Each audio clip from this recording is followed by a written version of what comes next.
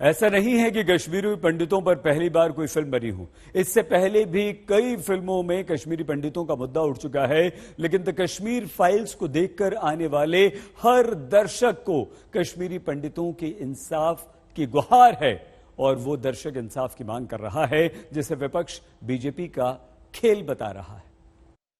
पंडितों को किसी ने नहीं भगाया, वो खुद भागे, गवर्नर से मिल गई। जहाँ शिव, सरस्वती, ऋषि कश्यप हुए वो कश्मीर हमारा था। जहाँ पंचतंत्र लिखा गया वो कश्मीर हमारा था। तू जानता ही क्या है कश्मीर के बारे में? Kashmir has never been an integral part of India and this is a historical fact. Kashmir! किस प्रकार लोग यहाँ भावुक हो रहे हैं, खासतौर पर जो युवा पीढ़ी के लोग हैं। पहले सुना था उनके मुंह से और पढ़ा था, लेकिन आज देख के ये फिल्म एक रेवोल्यूशन ला सकती है। जो जेनोसाइड हुआ था ये एक्सोडस नहीं था, ये जेनोसाइड था और ये रेवोल्यूशन ला सकती है पूरी दुनिया में। सबको जानने की जरूरत है, ये सबको।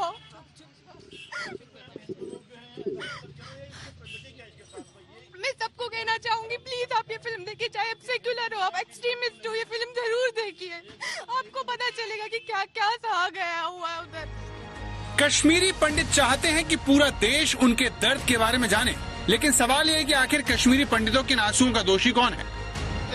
Total flop of the government, total flop of the government of India. State government was already involved in it. Bureaucrats were in favor of this. Everybody, I tell you, was in favor of the militants. तो जिन लोगों ने आतंकवादियों के कहर को झेला, वो तब की राज्य सरकार और केंद्र सरकार को अपने ऊपर हुए अत्याचार का मुजरिम मानते हैं। इस बहस को केरल की कांग्रेस इकाई के ट्विटर हैंडल से किए गए ट्वीट ने जगमोहन के इर्द गिर्द करने की कोशिश की। ट्वीट में लिखा, कश्मीरी पंडितों के मुद्दे पर तथ्य सामूहिक रूप से पंडितों ने गवर्नर जगमोहन के निर्देश पर घाटी को छोड़ा, जो कि आरएसएस के आदमी थे। बीजेपी समर्थित वीपी सरकार के तहत पलायन शुरू हुआ था। आतंकी हमलों के बाद पंडितों को सुरक्षा देने की जगह बीजेपी के अपने गवर्नर जगमोहन ने उन्हें जम्मू पुनर्स्थापित करने को कहा। पंडितों के परिवार की एक बड़ी संख्या सुरक्षित महसूस नहीं कर रही थी, तो उसने डर के मारे घाटी छोड़ दी। जगमोहन को बेहद कड़े मिजाज के आईएएस अफसर के तौर पर जाना जाता था। गांधी परिवार से करीबी होने के बाद वो राजनीति में आए और इमरजेंसी के दौरान संजय गांधी ने उन्हें दिल्ली के सौंदर्यीकरण का जिम्मा दिया था। वो इंदिरा गांधी और फिर बाद में राजीव गांधी के भी बेहद करीबी रहे। 1984 से 1989 तक उन्हें पहली बार जम्मू कश्मीर का राज्यपाल बनाया गया। जैसे ही जम्मू कश्मीर में उग्रवाद फिर से भड़का, उन्हें दोबारा 1990 में राज्यपाल बनाया गया, जिसके बाद कश्मीरी पंडितों का पलायन हुआ।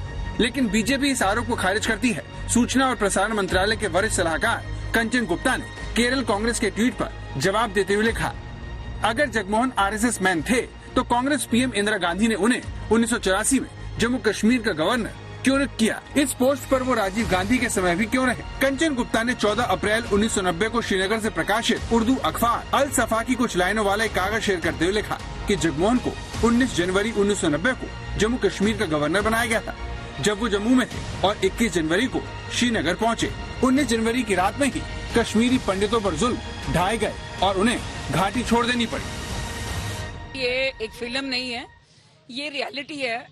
जब श्रीनगर से लोग जिनके साथ जेनोसाइड हुआ था, तो हमने खुद देखा वहाँ लोग आके पाथ के ऊपर लोगों ने आके अपने हम लोगों ने किसी ने कंबल दिया, किसी ने कपड़े दिए, किसी ने ट्रंक दिए, किसी ने खाना दिया। हम कितने दिन, हम कौन होते हैं देने वाले, लेकिन हम खुद घर से खाना बना के उनको सर्व करते थे कि बड़ा राशन देते थे। दुख होता था देख के कि अपने ही देश में ये क्या क्या हो। पूर्व पीएम मनमोहन सिंह के साथ अलगाववादी नेता यासीन मलिक की इस तस्वीर से भी सवाल उठ रहे हैं। पूछा जा रहा है कि जो यासीन मलिक 1990 में एयरफोर्स के 4 जवानों की हत्या का आरोपी था, उसके साथ कांग्रेस के पीएम को मिलने की आखिर क्या मजबूरी थी, जबकि एक इंटरव्यू में उसने अपना गुनाह कबूल किया था। तक कश्मीर छोड़कर जाने को कहा। हमारे लोग मर रहे हैं सर। कश्मीर चल रहा है, खुलेआम कश्मीरी हिंदुओं का कत्ले आम हो रहा है। इस फिल्म ने इस नरसंहार के एक प्रमुख किरदार और खूंखार आतंकवादी फारूक अहमद डार उर्फ बिट्टा कराटे को भी चर्चा मिला दिया है, जिसका पुराना इंटरव्यू भी वायरल हो रहा है, जिसमें वो बता रहा है कि कैसे उसने हैवानियत की सारी हदें पार कर दी थी। इतने सारे लोग मार डाले कि आपको ये भी नहीं याद कि आपने कितने लोग मार डाले? 10-12 हमारे होंगे। 10-12 की 20? अब 20 सारे के सारे कश्मीरी पंडित थे कि कोई मुसलमान भी थे उसमें? आपको जानकर हैरानी होगी कि 20 से ज्यादा लोगों की हत्या की बात स्वीकार करने वाला बिट्टा अब भी जिंदा है और करीब 16 साल जेल में रहने के बाद साल 2006 में पर्याप्त सबूतों के अभाव में उसे जमानत मिल गई और वो अपनी बातों से मुकर गया। जान की बाजी लगाने को तैयार थे।